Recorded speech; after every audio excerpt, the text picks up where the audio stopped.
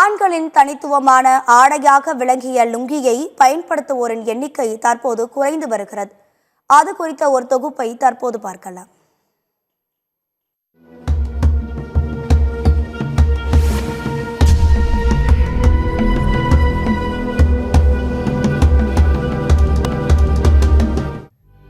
வெயிலில் அலைந்து திரிந்து வீடு திரும்பும் ஆண்கள் அனைவரும் லுங்கியை மாற்றினால்தான் நிம்மதி என்று உணர்ந்த காலம் மாறி வருகிறதோ என்ற சந்தேகம் ஏற்பட்டுள்ளது.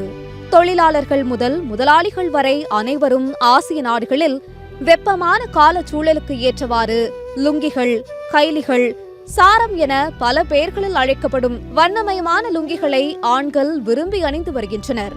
தொடக்கத்தில் பருத்தி துணியால் செய்யப்பட்டு வெப்பமண்டல காலநிலைக்கு ஏற்றதாக இருந்த லுங்கிகள் காலப்போக்கில் பல வண்ணங்களிலும் பல்வேறு துணி வகைகளிலும் கிடைக்கின்றன. கட்டம் போட்ட வடிவமைப்பு கொண்ட லுங்கிகளே மிகவும் பிரபலம். இது கலாச்சார அடையாளமாக மட்டுமல்லாமல் வசதியான தினசரி ஆடையாகவும் இன்றும் மக்களால் பயன்படுத்தப்பட்டு வருகிறது.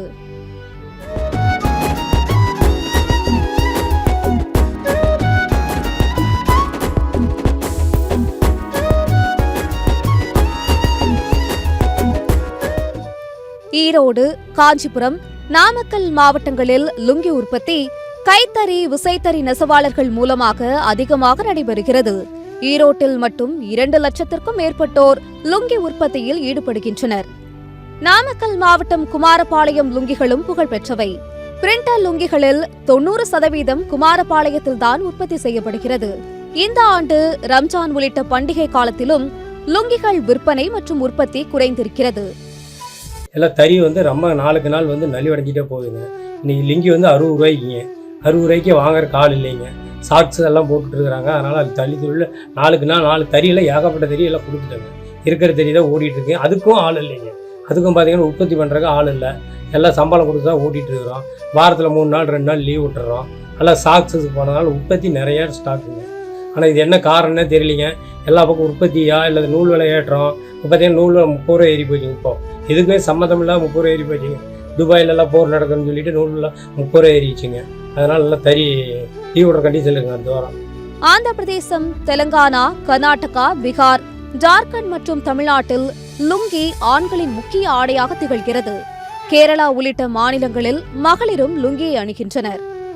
தென்னிந்தியாவில் குறிப்பாக தமிழ்நாடு மற்றும் கேரளா, ஆந்திர பிரதேசம் போன்ற பகுதிகளில் கிபி 6ஆம் நூற்றாண்டிலேயே தோன்றிய ஒரு பாரம்பரிய உடையான லுங்கி தென்னிந்தியர்களின் கலாச்சார அடையாளமாகவும் அன்றாட உடைகளின் ஒரு பகுதியாகவும் இருந்து வந்தது.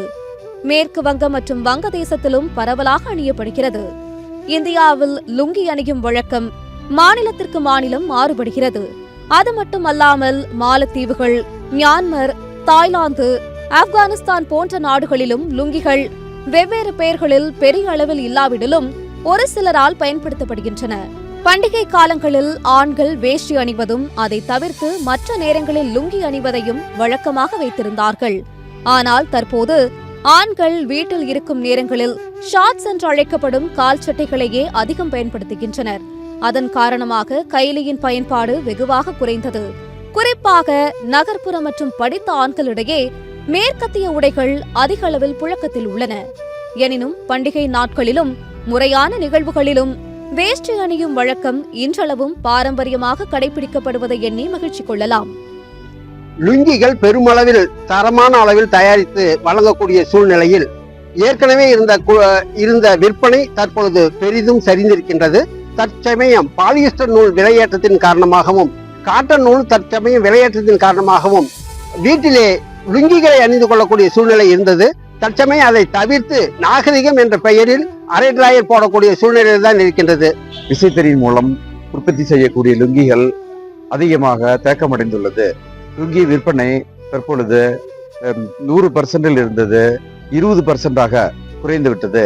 நாகரீகம் என்கின்ற பெயரால் அனைவருமே அரைக்கால் டிராயர் அணிந்து கொண்டு இருப்பதால் இந்த லுங்கி அதிகபட்சம் விற்பனை செய்ய இயலாத சூழ்நிலை உள்ளது.